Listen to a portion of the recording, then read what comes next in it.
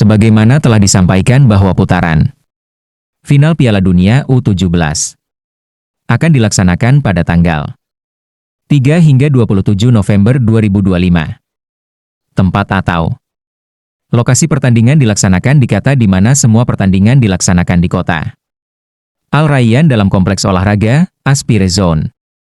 Babak final dilaksanakan di Stadion Internasional Khalifa, yang juga berada di Aspire Zone, Al Rayyan. Timnas Indonesia U17 bergabung di grup H bersama Zambia, Honduras, dan Brazil.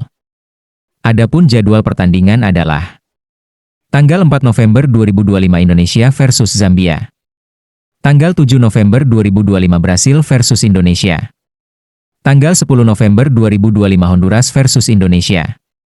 Indonesia U17 sudah melakukan persiapan dengan matang, termasuk melaksanakan pemusatan latihan di Bali, mengikuti Piala Kemerdekaan di Medan, dan pemusatan latihan di Bulgaria dengan 3 kali uji coba. Pembentukan Timnas U17 untuk Piala Dunia juga dilakukan dengan memanggil pemain lokal dan keturunan terbaik. Per TC Bulgaria tanggal 1 sampai 14 September 2025. Pelatih Nova Arianto membawa 25 pemain, di mana ada 5 pemain keturunan yang bermain di kompetisi luar negeri. Kelima pemain keturunan tersebut adalah Mike Rajasa dari FC Utrecht, Belanda, posisi kiper. Lucas Lee dari Ballistic United MLS Next U19, Amerika Serikat, posisi back. Eizer Jacob dari Sydney FC, Australia, posisi back.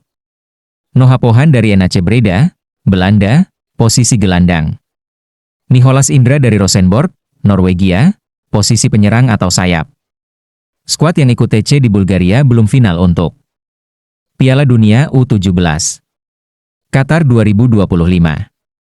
Artinya, siapapun yang dibawa di TC Bulgaria bisa saja diganti atau tidak dimasukkan dalam skuad akhir. Dalam TC Bulgaria, nama Matthew Baker tidak termasuk, karena ada kendala kehadiran datang dari klubnya di Australia.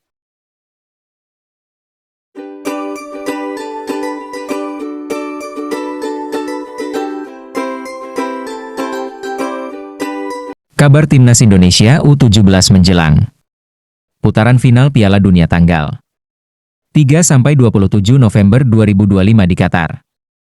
Putaran final Piala Dunia U17 akan digelar pada tanggal 3-27 November 2025. Waktu dekat ini, sesuai agenda FIFA. Saat ini, seluruh kontestan dari berbagai benua tengah mempersiapkan diri menghadapi kompetisi akbar tersebut.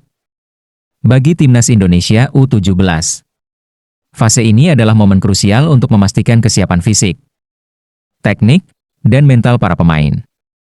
Timnas Indonesia berada di grup H bersama Zambia, Honduras, dan Brazil.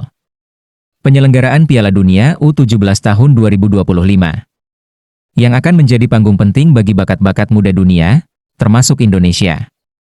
Ajang ini bukan sekadar turnamen, melainkan juga etalase internasional untuk menunjukkan kualitas pembinaan sepak bola Indonesia di hadapan publik global.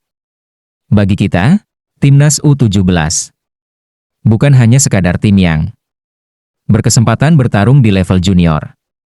Mereka adalah fondasi bagi regenerasi Timnas senior Indonesia di masa depan. Banyak pemain yang bersinar di level U17 akan menjadi tulang punggung Garuda Muda U20, U23, bahkan Timnas senior dalam beberapa tahun ke depan. Oleh karena itu, performa mereka di Piala Dunia U17 akan sangat menentukan arah pembinaan jangka panjang dan juga arah prestasi ke depannya. Dalam rentang waktu yang pendek menjelang pelaksanaan putaran final, salah satu pekerjaan rumah terbesar bagi pelatih dan manajemen tim adalah membenahi aspek fokus dan ketenangan dalam bermain. Kompetisi sebesar Piala Dunia U17 menghadirkan tekanan luar biasa, baik dari lawan maupun ekspektasi publik. Para pemain harus dibekali mental baja agar tidak terbebani, tetap disiplin, dan mampu menunjukkan permainan terbaik tanpa kehilangan konsentrasi. Tidak kalah penting yang perlu disampaikan adalah dukungan kita seluruh masyarakat Indonesia. Peran supporter sangat vital untuk membakar semangat juang pemain muda. Pertandingan dilaksanakan jauh dari Indonesia. Tapi setidaknya, dukungan moral, baik di stadion maupun dari tanah air, akan menambah motivasi. Menunggu kick-off jalannya turnamen. Kesehatan dan kebugaran pemain dan tim secara keseluruhan harus dijaga. Program latihan harus diimbangi dengan pengawasan ketat terhadap kondisi fisik, nutrisi, dan pemulihan pemain. Pemusatan latihan, dan uji coba melawan tim-tim luar negeri menjelang turnamen sudah dilakukan untuk mengasah pengalaman bertanding dan adaptasi terhadap berbagai gaya permainan.